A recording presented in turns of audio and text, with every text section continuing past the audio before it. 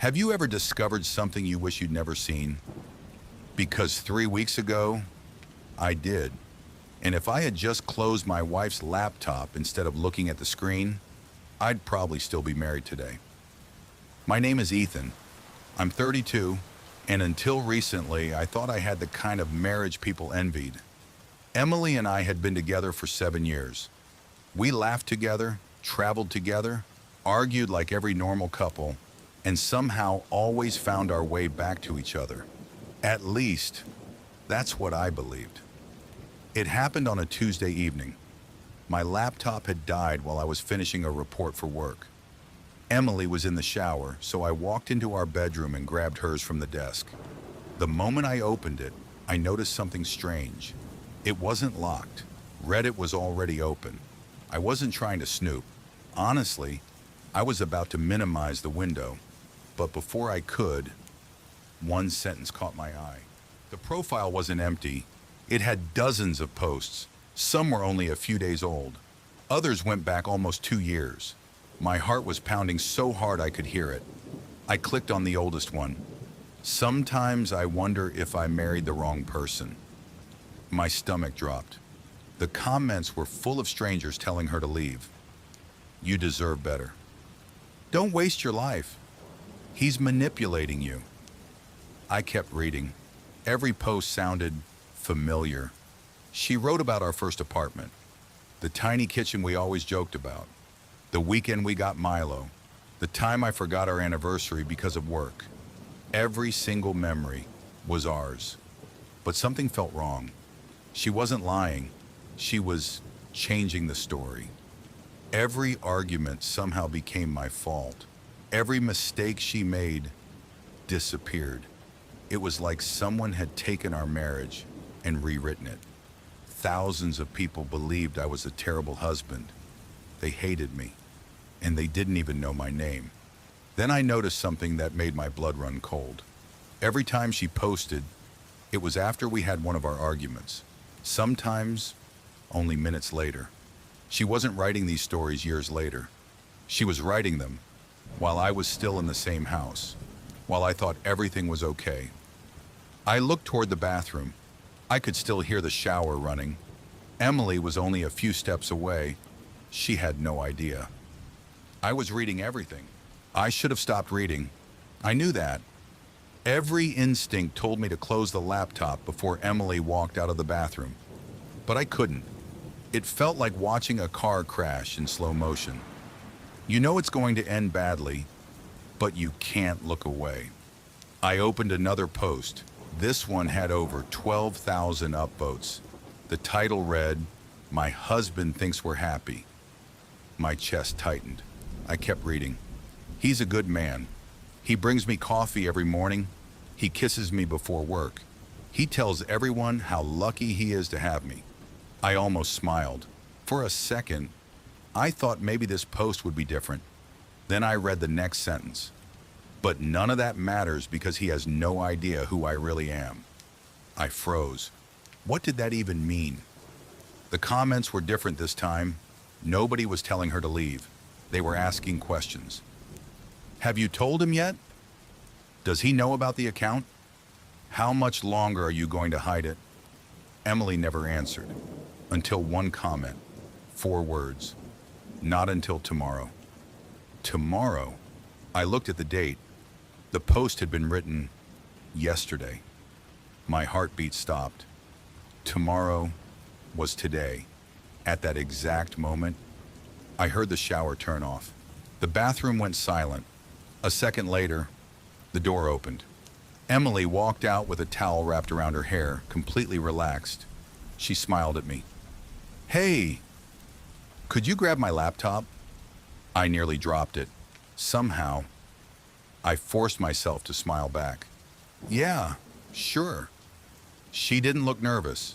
She didn't look guilty. She looked exactly like she always did. Calm, comfortable, as if nothing had happened. As if I hadn't just read 2 years of anonymous posts about our marriage. I closed the laptop before handing it to her. For a second, our fingers touched. I wondered if she could feel my heart racing. She thanked me, kissed me on the cheek, and walked into the living room. I stood there, completely frozen. I wanted to ask her. I wanted to scream. But one question kept repeating inside my head. Why? Why hide behind an anonymous account? Why let thousands of strangers judge me instead of talking to me? That night, she fell asleep within minutes. I didn't sleep at all. Around 2:30 in the morning, I quietly got out of bed. She was still asleep. Her laptop was sitting on the kitchen table, and for the first time, I decided to search beyond Reddit. The apartment was silent. The only sound was the rain tapping against the windows. Emily was asleep upstairs. I stood in the kitchen, staring at her laptop. I kept telling myself to walk away, to forget everything, to wait until morning, but I couldn't. I opened the laptop again. Reddit was gone. This time, the browser opened to Google Drive. It was already logged in. I wasn't looking for anything specific. I just wanted to understand. Then I noticed a folder. It wasn't hidden. It wasn't locked. It had the most ordinary name imaginable. Personal. I clicked it. Inside were dozens of documents. Grocery lists, work notes, vacation plans. Nothing unusual. Then, one file caught my attention. It was called version 12. No description, no date.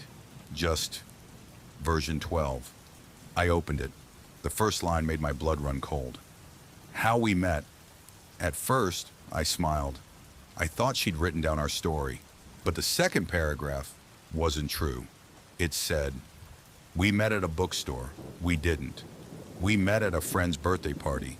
Then it said, "I proposed after 6 months." That wasn't true either. It had taken me 3 years. I kept reading. Every chapter of our relationship had been rewritten. Different places, different conversations, different memories. It was as if someone was writing an entirely different version of our lives. Then I reached the last page. At the bottom, there was a single sentence. "This version still isn't believable enough." I couldn't stop reading. Every page was another version of our life. Different cities, different jobs, different conversations. In one version, we had never owned Milo. In another, I was the one who wanted children. Emily didn't.